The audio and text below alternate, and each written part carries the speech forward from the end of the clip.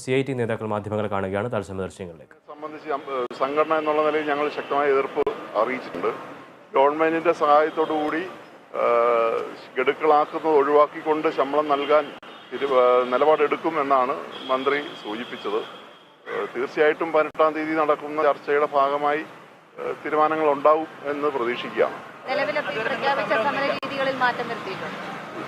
സമര രീതികളിൽ അല്ലേ തന്നെ ചെറിയ മാറ്റം ഉണ്ടായിരുന്നു. ഞങ്ങൾ 14-15 തീയതികളിലായിട്ട് യൂണിയന്റെ സംസ്ഥാന ഭാരവാഹി യോഗങ്ങളും അതുപോലെ ജനറൽ കൗൺസിലും ഒക്കെ ചേരുന്നുണ്ട്. അതിൻ്റെ അന്ന് ആണ് പ്രധാനമായിട്ടും സമരങ്ങളിലേക്കുള്ള ഒരു തീരുമാനത്തിലേക്ക് എത്തുക.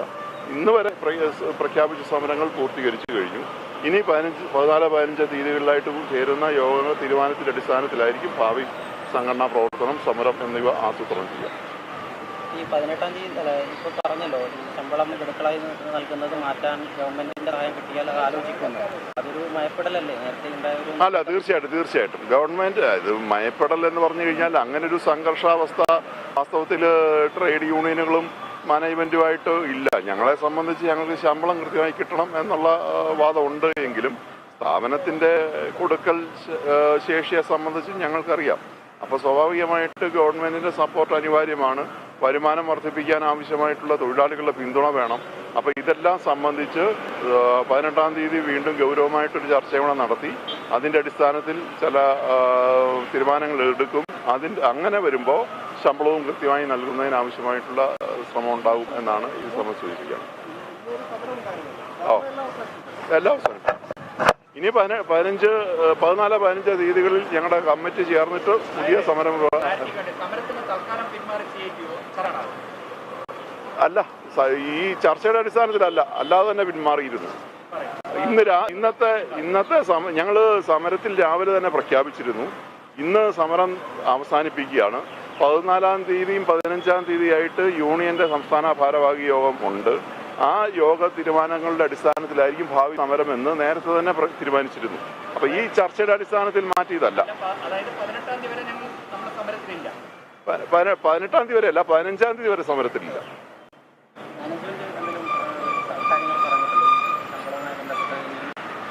മാനേജ്മെന്റ് KSRTCയുടെ സാമ്പത്തിക സ്ഥിതിയെ സംബന്ധിച്ച് സംസാരിച്ചു.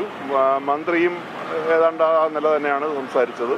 ഗവൺമെന്റിന്റെ സഹായത്തോടുകൂടി ശമ്പളം പൂർണ്ണമായി നൽകുന്നതിന് ആവശ്യമായുള്ള എല്ലാ ശ്രമവും നടത്തുമെന്നാണ് മാനേജ്മെന്റ് പറഞ്ഞത്.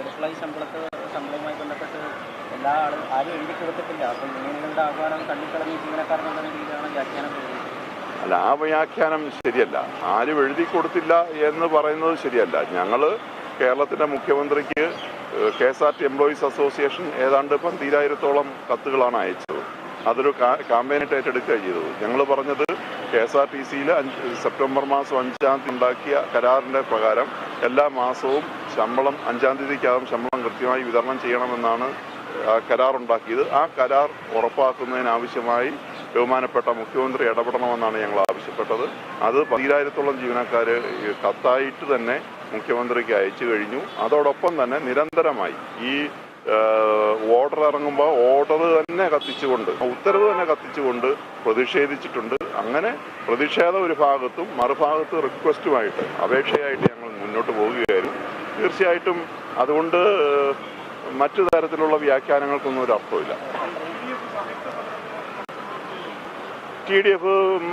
TDF മാത്രമല്ല, TDF-ഉം BMS-ഉം സംയുക്ത സമരത്തിനുള്ള കത്ത്,